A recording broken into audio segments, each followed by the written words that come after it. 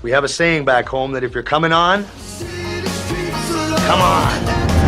If you followed the early days of MMA, you certainly remember this unforgettable character who competed in the first editions of the UFC. With his classic mullet, tight black belt, and charismatic catchphrases, Harold Howard was the first Canadian fighter to step into the famous Octagon, eventually becoming a cult icon of that era. But unfortunately, like many other fighters from the early days, Harold faded into obscurity, only for his name to resurface in the news decades later for much darker reasons. So what really happened to Harold Howard? Growing up in Richmond Hill, Ontario, Harold began martial arts at 17. Coming from a troubled home, he was searching for self-confidence, and fighting quickly became his way of life. Mentored by the experienced master Steve Reynolds, he earned black belts in both karate and jiu-jitsu. Later, he opened a small gym in Niagara Falls where he built a loyal following of students and created his own self-defense system titled Harold Howard Jiu-Jitsu. In September 1994 in North Carolina, Howard got the chance to showcase his skills when he was cast for UFC 3 as a complete unknown. At that time, weight classes were non-existent and there were practically no rules. In his first bout, he squared off against the dangerous Muay Thai specialist Roland Payne. What happened next became part of MMA history. Howard didn't just win, he dominated. With a devastating punch, he knocked out Payne in the first round, becoming the first Canadian to win in the UFC. Fate seemed to be on his side. Due to injuries and withdrawals by other fighters, including the favorite Royce Gracie, Harold Howard was catapulted straight into the final against Steve Jennum. Howard was just one victory away from becoming the champion.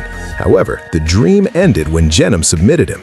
Howard lost the fight, but he won over the fans.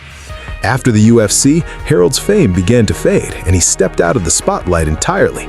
He returned to teaching in his hometown and started a small roofing company. Everything seemed fine until 2009, when Harold's name returned to the headlines for terrible reasons. A year earlier, in 2008, his wife filed for divorce, alleging that Howard was exhibiting paranoid and violent behavior. She took her 3 children with her, and the loss of his family caused him great suffering, eventually triggering a psychotic break. After losing his house, Harold moved in with his sister. Dependent on painkillers, he accused her of stealing his medication. One night, he attacked her with a hammer and got into a physical struggle with his nephew, who ended up breaking a chair over Howard's head.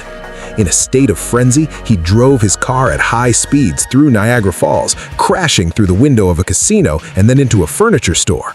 The horror didn't stop there. He was accused of attempting to run over his own son and nephew during the episode. The hero of the Octagon had become a villain in the police reports. He was sentenced to 5 years in prison for attempted murder and dangerous driving.